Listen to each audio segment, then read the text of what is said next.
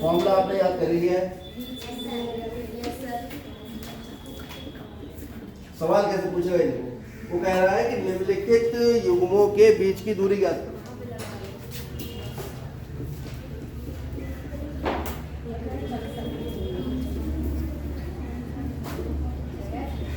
और पहला सवाल है 2,3 और 4,1 ऐसे लिख के दिया है खाली। पूरा सवाल यही है कि बिंदुओं के निम्नलिखित युग्मों के मध्य दूरी ज्ञात करो।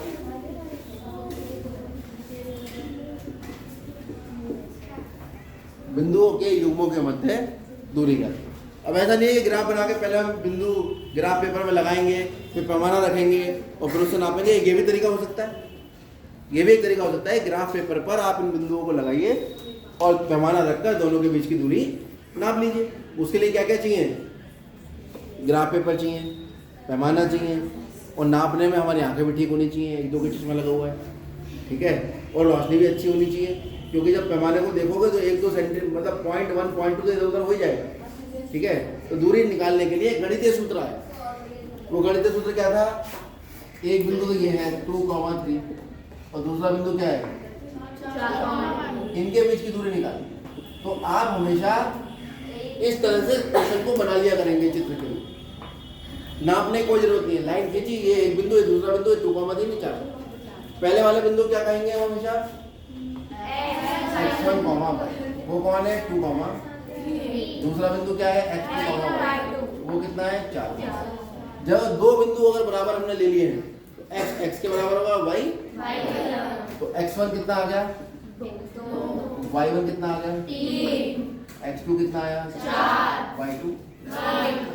ठीक है, अब कौन सा सूत्र लगाएंगे? डिस्टेंस फॉर्मूला a तथा b के मध्य दूरी। तो a भी होती है, फॉर्मूला हम जानते हैं क्या होता है?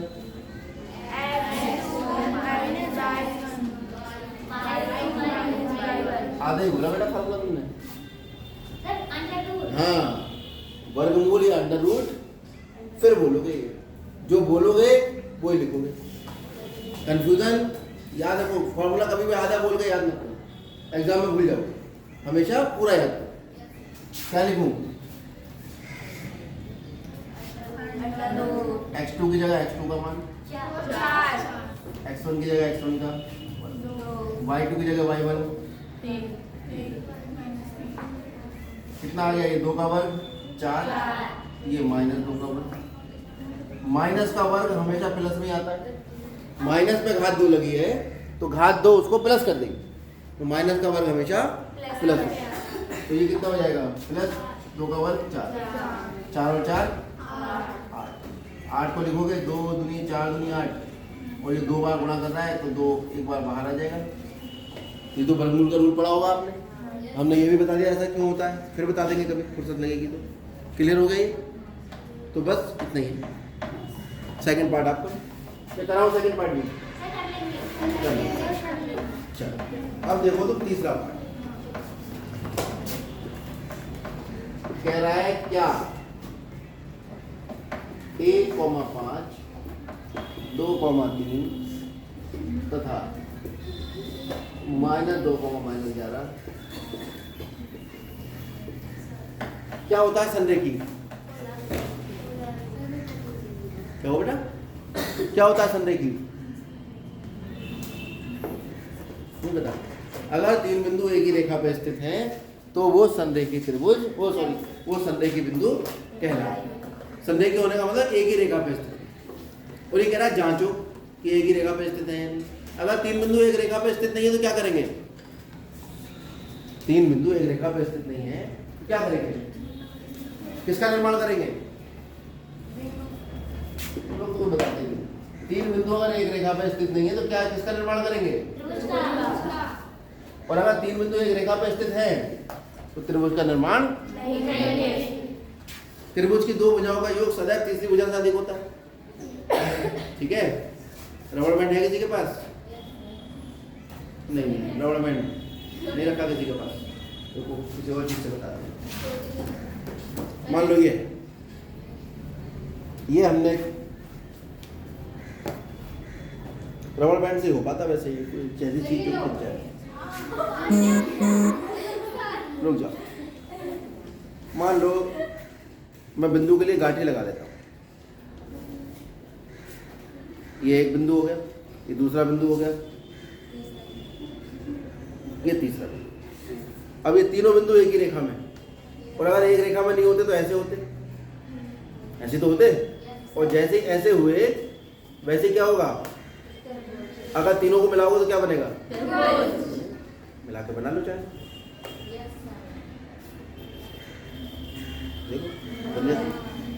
ठीक है, लेकिन ये वाली दूरी जो आई, अगर ये तीनों एक ही रेखा में है और त्रिभुज जब बन रहा है तीनों को मिलाते हुए, तो आप देख रहे हो हमें एक्स्ट्रा इसकी आवश्यकता पड़ रही है ना। इनका योग जो ये वाली भुजा और ये वाली भुजा है, ये दो भुजाएं हैं, एक भुजा ये है और एक भुजा ये वाली। इन दो भुजाओं का योग करोगे तो क्या आएगा, ये पूरा इस गांठ से इस गांठ के बीच की दूरी जो है आप देख रहे हो, वो इस गांठ से इस गांठ के बीच की दूरी प्लस इस गांठ से इस गांठ के बीच की दूरी के बराबर है, तभी तो तीनों बिंदु संरेख होंगे। और जैसे त्रिभुज का निर्माण करेंगे, ठीक है, तो इसके और इसके बीच की दूरी और इसके बीच की दूरी का योग हमेशा इसके और इसके बीच की दूरी के योग से कम हो जाएगा। देखो प्रैक्टिकल करके दिखाएं। एक बच्ची आ जाओ इधर, कोई भी आ जाओ, जल्दी पकड़ो। ये जो नीचे गांठ है इसको नीचे की तरफ खींचो, हल्का सा नीचे वाली गांठ है इसको खींचो। जैसे हम त्रिभुज बना रहे हैं, ठीक है, तो त्रिभुज की तीसरी भुजा मिलाने के लिए हमें ये मान लीजिए ये दूरी है, ये त्रिभुज बन गया। तो ये वाली दोनों भुजाएं थी, इनका जब हमने योग करा, ठीक है, वो तो जो योग था, एक बच्चा हो रहा तुम्हारे जल्दी आ जाओ, ये वाला धागा बोला खींचो, हाँ खींचो, हाँ आप जब बिल्कुल सीधा करो, इसको सीधा करो, हाँ। जब मैं इसको यहाँ लगा रहा हूँ तो मैं देख रहा हूँ कि इन दो भुजाओं का जो योग था, वो जो तीसरी भुजा थी ऊपर करो उसको, जो तीसरी भुजा थी और ऊपर करो, जो तीसरी भुजा है ये त्रिभुज की, ये इन दो भुजाओं का योग सीधा करो, इन दो से छोटा है ना। और अगर तीनों बिंदु संरेख हैं तो इसका और इसका योग हमेशा इन दोनों बिंदुओं के बीच की दूरी के योग के बराबर है। तो जब हम सवाल करेंगे तो हम क्या करेंगे, इसके और इसके बीच की दूरी निकालेंगे दूरी सूत्र से, फिर इसके और इसके बीच की दूरी निकालेंगे, फिर इसके और इसके बीच की दूरी निकालेंगे, तीनों के बीच की दूरी निकालेंगे। कहने का मतलब है कि जो हमारा सवाल है, हमारे पास तीन बिंदु हैं। पहला बिंदु है ए 5, दूसरा बिंदु बी 2, तीसरा बिंदु सी -2, तो किस किस के बीच की दूरी निकालेंगे, ए बी के, बी सी और सी, तीनों के बीच की दूरी निकालेंगे। और देखो क्या दो दूरियों का योग तीसरी के बराबर आ रहा है। अगर दो दूरियों का योग तीसरी के बराबर आया तो तीनों कैसे होंगे, संरेख, और नहीं आया तो संरेख नहीं। केवल इतना ही काम, ठीक है। तो आप इनके बीच की दूरी लगाकर इनकी दूरी निकालना और देख लेना, ठीक। होमवर्क हो गया आपका, करके लाइए।